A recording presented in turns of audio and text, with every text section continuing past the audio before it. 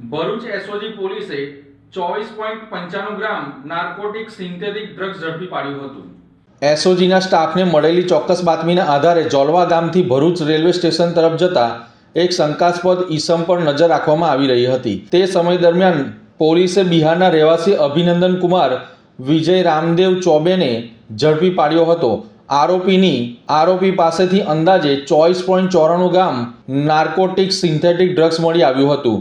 Police તપાસમાં ખુલ્યું છે કે આરોપી આ માદક પદાર્થો ફૈઝલ નામના એક ઈસમ પાસેથી ખરીદી લાવ્યો હતો અને ભરૂચમાં છૂટક વેચાણ માટે લઈ જઈ રહ્યો હતો। આ કામગીરી દરમિયાન પોલીસે એક મોટરસાયકલ અને મોબાઈલ સહિત કુલ ₹20,000નો મુદ્દામાલ જપ્ત કર્યો છે। આ મામલે ભરૂચ શહેર એ ડિવિઝન પોલીસ સ્ટેશન ખાતે NDPS એક્ટ હેઠળ ગુનો દાખલ કરી વધુ તપાસ હાથ ધરવામાં આવી છે। એસઓજી ટીમ દ્વારા કરાયેલી આ કામગીરીને લઈને જિલ્લામાં નશાના વેપારીઓમાં ખળભળાટ મચી જવા પામ્યો છે।